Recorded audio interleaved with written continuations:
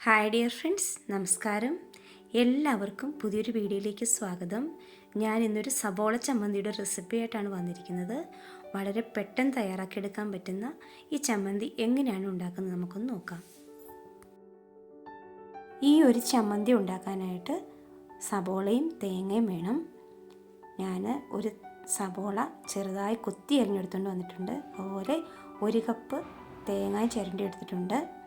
കുറച്ച് കറിവേപ്പില വേണം. അതുപോലെ ചെറിയൊരു കഷ്ണം പുളി വേണം. ഇനി ഈ കറിക്ക് ആവശ്യമുള്ള ഉപ്പ് ചേർത്ത് കൊടുക്കാം. ഇനി ഇതിലേക്ക് 1 ടീസ്പൂൺ മുളക് പൊടിയും കൂടി ചേർത്ത് കൊടുക്കാം. ഓരോരുത്തരുടെ എരിവിനനുസരിച്ച് വേണം മുളക് പൊടി ചേർത്ത് കൊടുക്കാൻ. ഇതെല്ലാം കൂടി കൈകൊണ്ട് നന്നായിട്ടൊന്ന് തിരുമ്മി യോജിപ്പിച്ചെടുക്കാം. ഉപ്പും പുളിയും എരിവും എല്ലാം ആ തേങ്ങയിൽ പിടിക്കത്തക്ക വിധം നമുക്ക് കൈകൊണ്ട് നന്നായി ഒന്ന് തിരുമ്മിയെടുക്കാം. എല്ലാം നന്നായി തിരുമ്മി എടുത്തുകൊണ്ട് വന്നിട്ടുണ്ട്. ഇനി ഒരു പാൻ അടുപ്പത്ത് വെച്ച് അതിലേക്ക് നമുക്ക് കുറച്ച് വെളിച്ചെണ്ണ ഒഴിച്ചു കൊടുക്കാം. 1 ടീസ്പൂണോളം എണ്ണ ഒഴിച്ച് കൊടുത്താൽ മതിയാവും. എണ്ണ നന്നായി ചൂടായി വരുമ്പോൾ നമുക്ക് കടുക് ഇട്ട് കൊടുക്കാം. കടുക് പൊട്ടി വരുമ്പോൾ 2-3 വറ്റൽമുളക് ചേർത്ത് കൊടുക്കാം. കുറച്ച് കറിവേപ്പിലയും കൂടി ചേർത്ത് കൊടുക്കാം.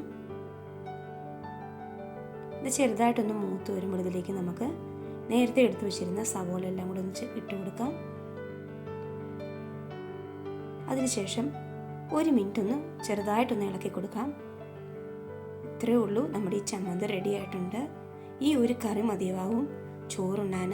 അപ്പോൾ എല്ലാവരും ഇതുപോലെ ഒന്ന് ട്രൈ ചെയ്ത് നോക്കണം.